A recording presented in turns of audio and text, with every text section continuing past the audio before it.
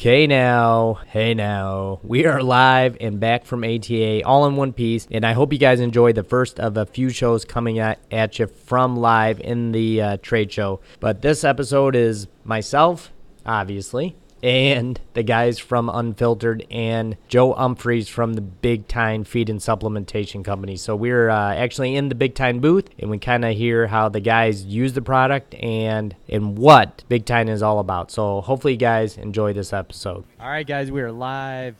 ATA 2019, Louisville, Kentucky, in the Big Tine booth. We are here with Joe Umphries and the guys from Unfiltered, Blake and Diddy. Diddy. What's up? What's up? What's happening, guys? Is this where we talk? Day. It's talking time. So just to paint the picture for everybody, it's Saturday, end of the day here at ATA. So everybody's kind of starting to drag. We did experience some mountain ops, though. We tried to see if that would push us through. Yeah, John got his first dose of it. I did. First mountain ops experience. He started just picking up everything that was heavy around him. Yeah. It was weird. I feel rejuvenated. I mean, my liver was pissed this morning. But right now. He was not happy. No, it was not happy with me. But, yeah, I pulled through. I even licked on some of this mineral from Joe and kind of helped out. So. Yeah. Start eating Big Tine. Big Tine, yes. A little booster. I was chewing on some of those sunflower seeds. Get a little salt. I had a kid walk in earlier and start eating it, like a handful. They're like, "This is pretty good." Blake, why did you do that? It was Blake. Sorry. It was Blake. 2 handfuls. Yes. 2 handfuls and some mountain ops. Fantastic. We need to juice this up. I'm sure people are already bored as hell. You're like, these dudes, what are they doing? Trying to keep it together for us. But I know. Anyways, so for those that don't know, I know Blake and Diddy have used a lot of Big Tine products here in the past, and especially this year. But Joe, I mean, you've talked with these guys, and it would be kind of neat, I think, just to hear their testimonial about how they run their products with you. Absolutely. And I don't necessarily like just talking about Big Tine. I would rather go to the testimonials from the guys that are using it in the field to see what you have to say about it.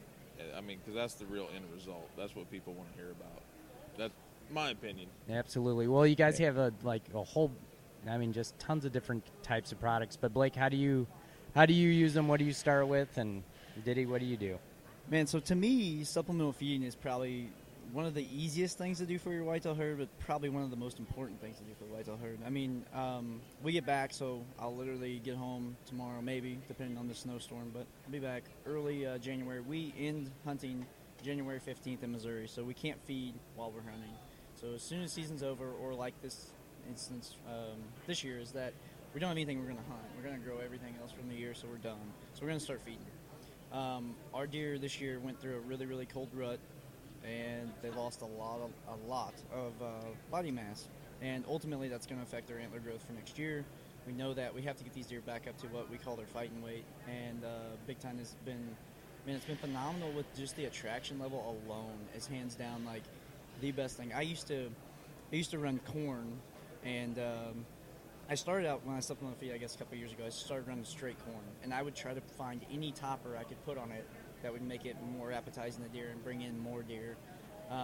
Played with that, went through, then I went to cracked corn and soybean meal to try to give them some more protein and allow them to digest it a little bit better. But I still just didn't get the attraction that I wanted to get my deer in there. So Big Tine came around, we started playing with it, and man, the attraction level is unbelievable.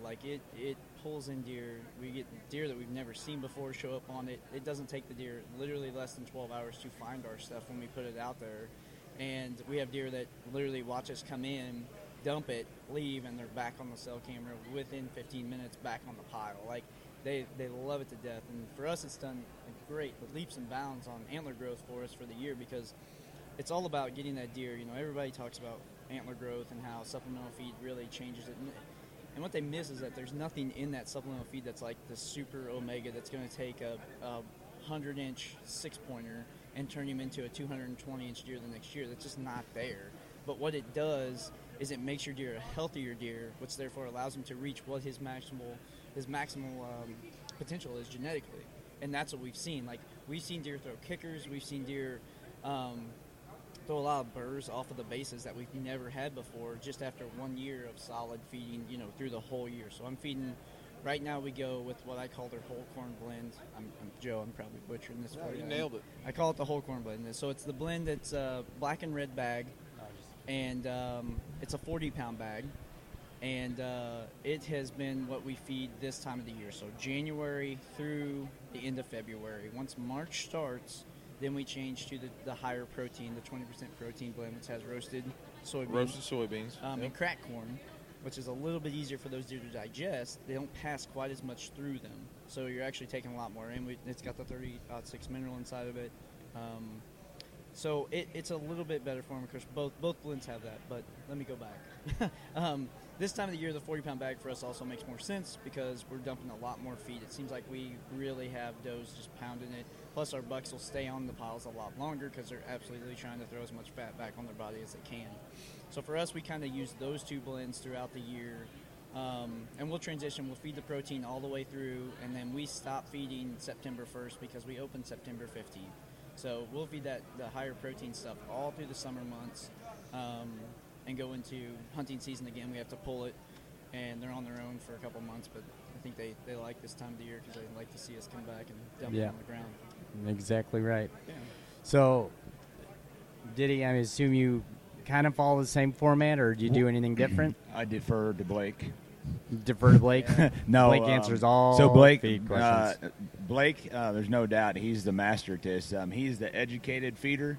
And I represent the uneducated feeder, and I would be the guy to throw back a corn down and expect results. And the game is changing on that. It's not. It does work. Deer eat corn. It doesn't really do them any good other than bring them in. It's more than just feeding their belt or filling their belly. Yeah, and so I was sold on the slogan attract, develop, grow, and that attractant for one, it's not in corn. The smell, that cherry smell that you have, like. The deer start associating that smell with, and they become more consistent. I get what it does for their health as development and all that, and antler growth. Obviously, they're getting more nutrition, but it wasn't what I was trying to accomplish. Like I wasn't trying to grow bigger deer. It ended up being a byproduct of it. Right. It's like, wow. I mean, you can honestly tell the difference. Like, there's no doubt about it. But it wasn't my goal, and now it's pretty cool to see how it has worked. Now it's part of it. Yeah, you just kind of now, a lot of it's because of Blake, and he's like, man, it's working. Like, look at this, it's amazing. So, and I only have a couple farms that I can feed on because I've got a long way to go. I can't drive a truck in the summer. I got to hike it all in, and it's a lot of work. But what did they say? You got to do what you got to do. Right. Now, Blake, sort of, I kind of get the drift that you kind of like track a lot of stuff, like data-wise, like even if it's just mentally. But like, how did you notice right away that you're like benefiting from using the Big Tine? So just overall, general. I have a great story. I have a couple different things I want to talk about, but this is going to be a long one. I had a great story. I had a buck last year that got wounded in bow season, early bow season. Sorry about that. Yeah, it was probably Dittmer. But anyway, this deer took an arrow right in front of his haunches, like right through his gut. I don't know how he lived, but he did. And he looked horrible. I mean, you can tell off your trail camera pictures, your bucks look horrible, especially this time of the year. This deer looked horrible. I thought he was going to die on me. He ends up laying at the feeder and stays at the feeder for almost a month straight. He's there every day. And literally he was at the point where I could drive in with my truck and he would go about 30 yards into the timber and stand there while I filled the feeder. And then when I left, he would come right back down, lay down and eat. And we nursed that deer back to health. The deer came all the way back and he was a high 30s 8-pointer that year. And he actually ended up coming out and he was like 144-inch 8 the very next year. So he not only did he match what he put out the wounded year, but he came back and put inches on after being wounded an entire winter.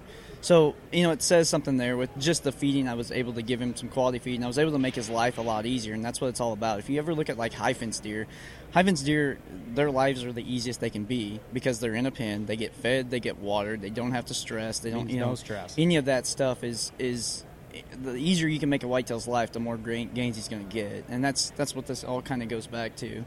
I think people underestimate the stress factor. Absolutely. All the time. Yeah. I mean, they just want they want to see health and longevity, but you got to take that stress out of their life. You know, don't pressure them, keep them happy. The happier you are, the fatter you get. Right. It's like with people. I mean, I'm happy every time I'm around. You're the happiest guy I know. Well, I think a good story too on the attraction stuff. So you can get away with a lot more on your deer. We talk about pressure. So when I go into my farms, I drive into my farms. I have a farm specifically that has an upper field and a lower field. I drive in every time I drive into that farm to check cameras or feed. I always go to my upper feeder first. I drive back down. I do my lower feeder. This has been something to where I can drive in and see deer, and they know if they see my truck that there's usually going to be food there. And it's crazy because John got to hunt that farm this year in the rut. And what I do there is my feeder's empty, completely empty, has been empty since September 1st, but it's still there.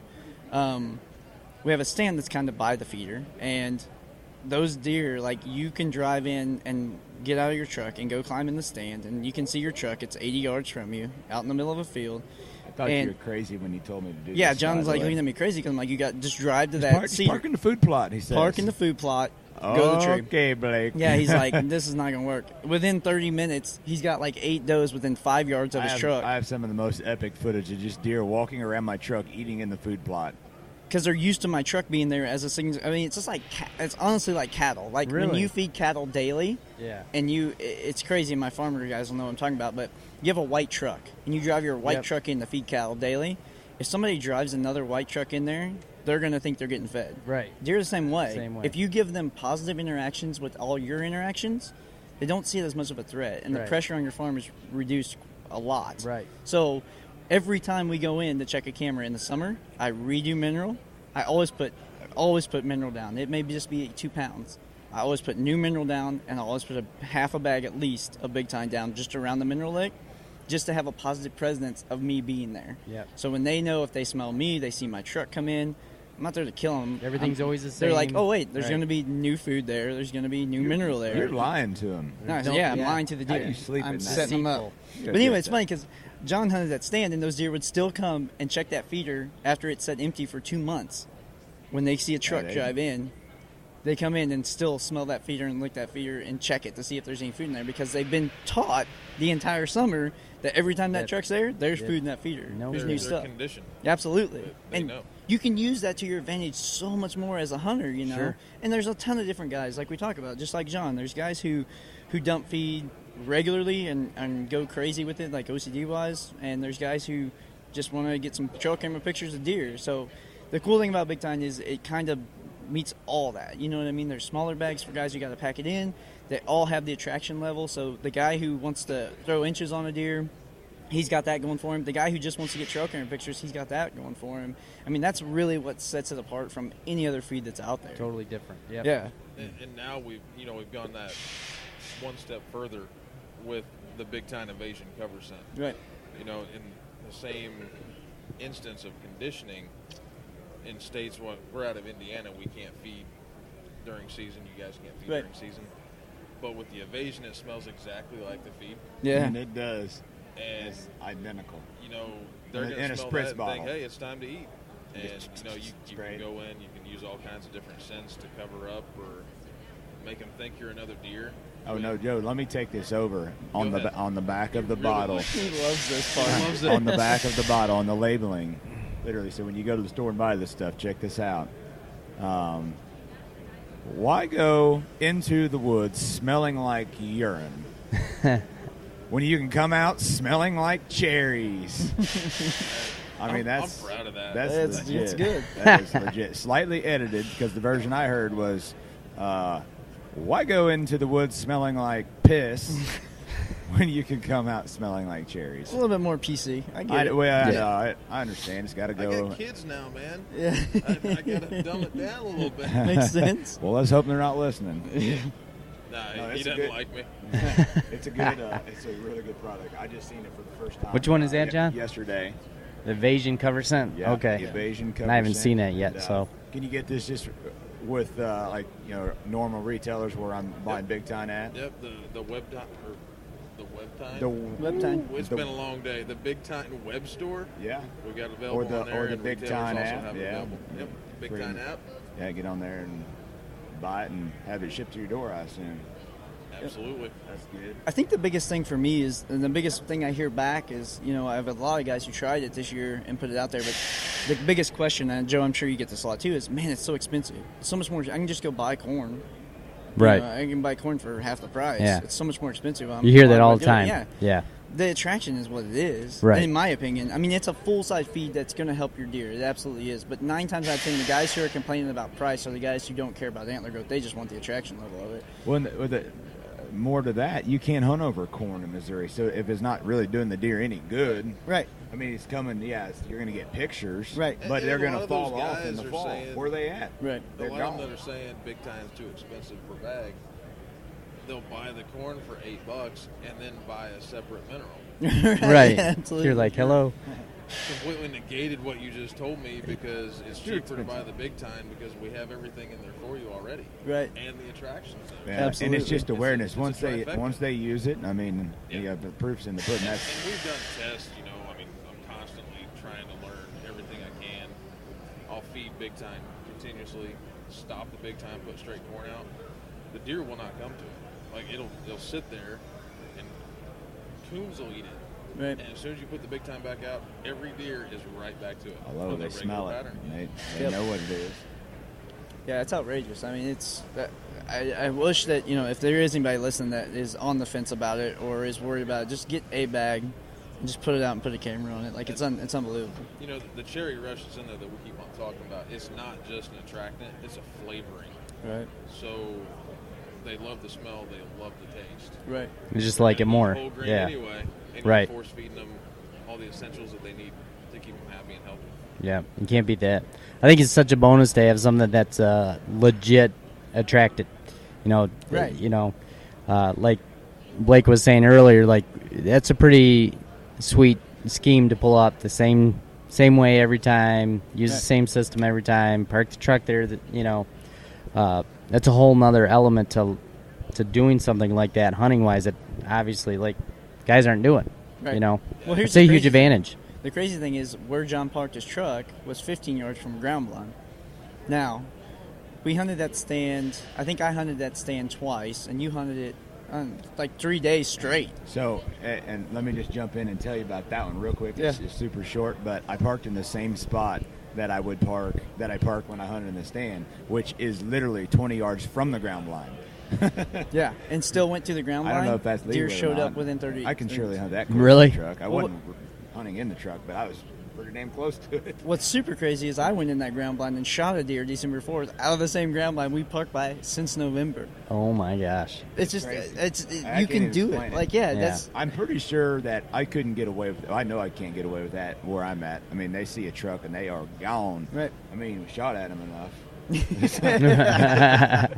No, but you can condition your deer if you're able to do it, and maybe it's an ATV. I mean, it Yeah. doesn't have to be a truck. Maybe it's an ATV. It but could be several if you different start things. doing things to let them think you're predictable. You become predictable. They know that. They It feel drops the comfortable. fear zone. But what you do when you go to hunt is you become unpredictable. Right. And you do something you haven't done all year, and you move into that stand that maybe you hung back in August or whatever the case may be. Right. And you don't go back to that stand again. You're just going in to feed and feed and feed and feed and feed. They're getting positive things. When you go in to hunt that stand, if you're efficient, the only deer that's the going right to know day. you were there for bad intentions is a dead one. Yep. Because every good one's going to keep I'm going. glad you pointed out that you go to the upper field first, then lower field. Yeah.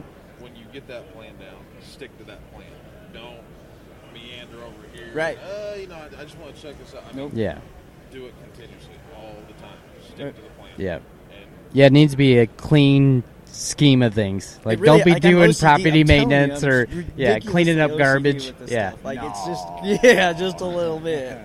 But yeah, I mean it's unbelievable, and it would blow your mind. But it takes years. I mean, it takes it I've took seen it firsthand. 3 years. Yeah, and you need to either be talked into it or see it. But now I see it, and then you can replicate that on other farms. Absolutely. That's the point of 100%. talking about it. But try it. I'm telling you, I've Right. seen it. It works. have a positive influence on it, and I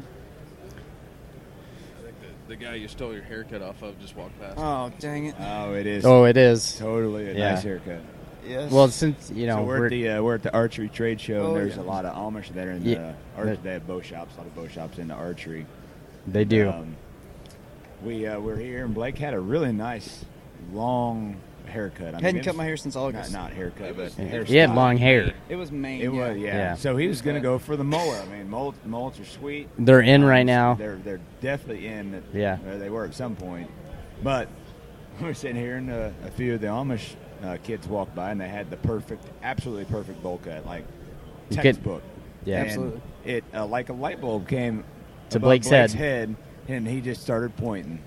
It's like almost like a slow clap moment. Like he's like, "Oh yeah, I've It was an epiphany. achieved it. doing that." Yeah. And I said, that's a great idea for you to do it. That was a fact. Joe supported it. So, but we still didn't think you were going to do it. Nobody thought I was really going to do it. So last night I kept my Big Tine hat on, and I just had Brandon cut everything underneath it. all the What- way around. So All the way it's around. the official Big Time Bowl. It is It the is. first Big Yeah. Tine Big bowl. Tine Bowl. Yeah, it's Yeah. perfect. Wow. Business on the bottom, party on the top. That's right, buddy. So very, Absolutely. very late, early a.m. haircut. Never Yeah. hurt anybody. So, and let me Nope. get this. And so you guys took the shears and went straight across his forehead in a perfectly straight line. If you can We did. visualize that. And he's got kind of a short beard right now. Yep. So He does. he even looks the Yoder part. I do. He is You can tell So he's close to a held that Yoder hat tight cousin. because you can literally tell where the snapback is on the back. Yeah, 100%. I'm telling you, that's 100%. that's exactly how we did it. Yep. Yeah. It's epic. It's epic. Yeah, it is. There was a lot of skill Go down involved as trying to one of cut the- hair around a cap. It was, Yeah, yeah. it That's is. the first time for me. It was my first time. Probably Yeah. my last. So we came up with a new idea for next year. Everybody's got to commit, but we're going to put in the jar a paper with a different hairstyle on each paper, and we all have to draw it. And what you draw, you get. You Yep. got to do it. I did get an That's a Uber good driver. I don't know idea. if I told you. We were- Did that happen in the PBR last night, John? That So, idea? Just a minute ago. Just here a in the minute Big that just Tine happened? booth. Damn. He was straight. I mean, very, very nice gentleman, very white, and he had straight up Rick James Jerry curls. Oh, I mean, just nice. gorgeous. Permed, beautiful, oiled. And he Lush. told me all about the keto diet. And Oh, yeah. my life's been changed. I can imagine. I can see you're passionate eaten about bread it all too. day. It was Grilled it was just another just hair ate story dinner. until he said keto diet. You know, just another hair story. Yeah. So, but before we get too crazy, so Joe, what do we have coming down the pipe for 2019? So this year, I mean, we kind of touched base on the Evasion. It's been around for a little bit.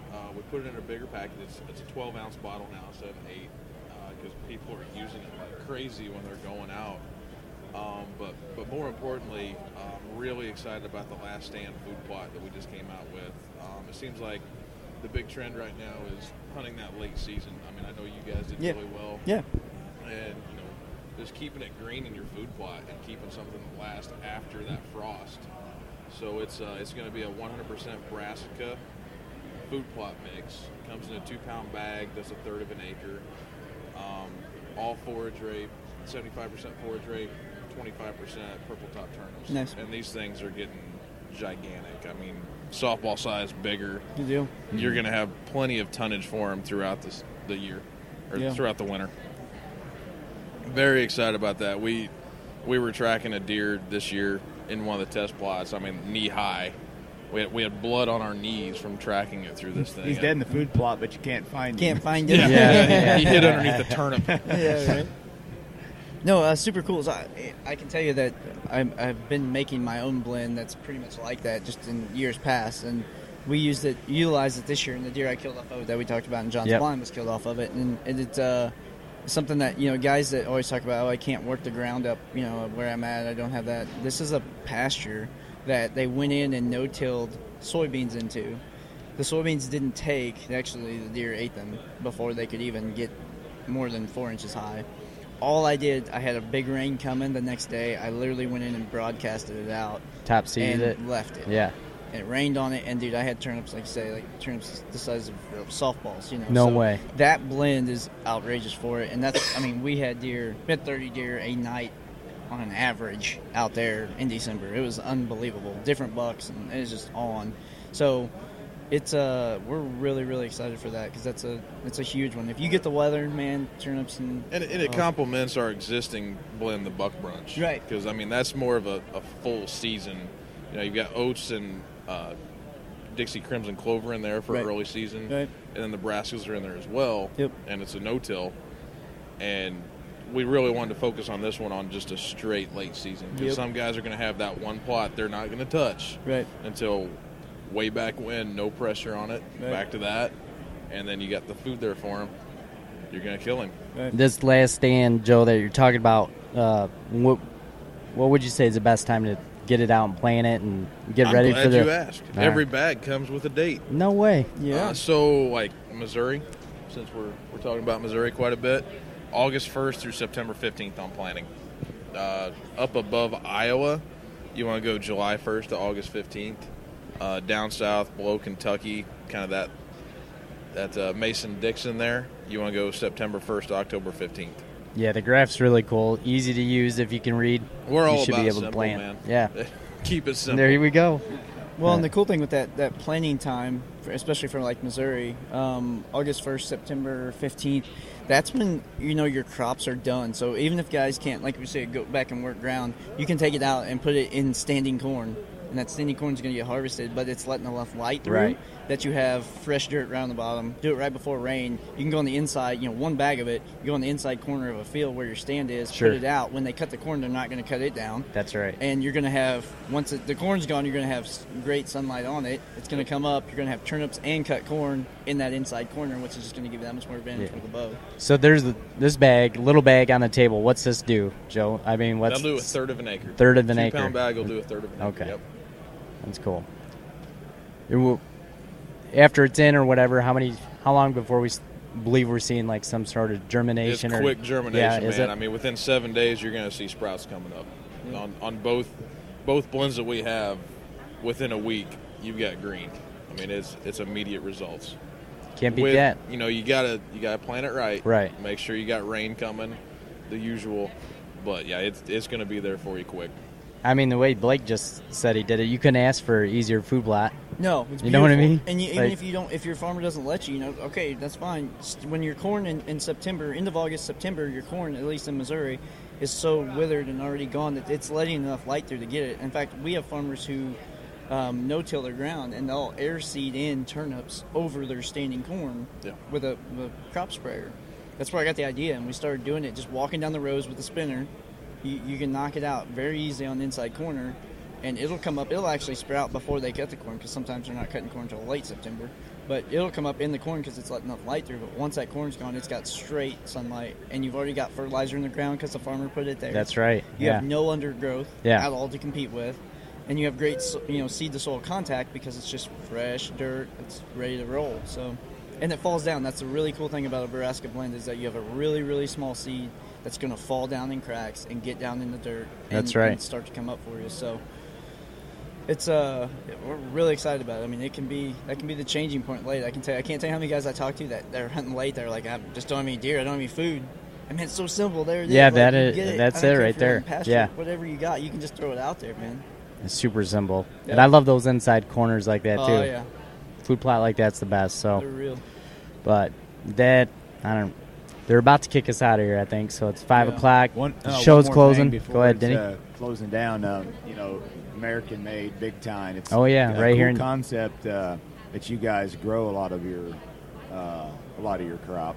Yeah, a lot I of your mean, product. I mean, Being based out of Rockville, Indiana, when you guys come to the plant, you're passing all these cornfields, bean fields. That's where all the grain's coming from. Right there, I mean, right there We have by our the own plant. fields Locally. We work with the local farmers. The Milo fields around the Indianapolis airport. That's where our Milo comes from for the mixes. So we're very, very proud of that aspect. Yeah, that's really cool. Good. I don't know who else can say that. Yeah. We can't grow sunflowers. we have to Right. get them brought in. But Everything else. But very good thing to bring up, Diddy. That's an awesome point. I didn't know that about you guys either. So that's Quite really the operation. It's that is. insane. That's really cool.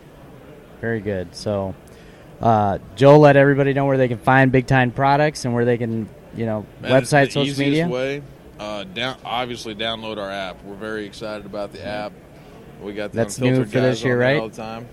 Do what? The app's new, relatively Abs- speaking. yeah, we've had it out for a little bit, but we're still getting jacked up on it. All kinds of content on there from all the teams with Big Tine. A lot of hunting videos, podcasts on there. Tons of hunting videos, exclusive videos, how-tos. More importantly, though, you can get on the dealer locator there, punch in your zip code, and it's going to tell you where you can buy your pretty Big cool. Tine at. Absolutely. Spot. Yeah. Can't beat that.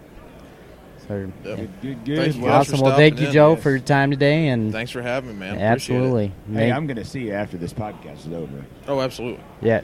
You're right across the table from me. I got a conversation for you after this. I like It's that. not G-rated. I like private conversations. So that means we got to take it offline. But Yeah, thank you we guys, and gotta we'll be go. back. Gotta go. Thanks, Joe.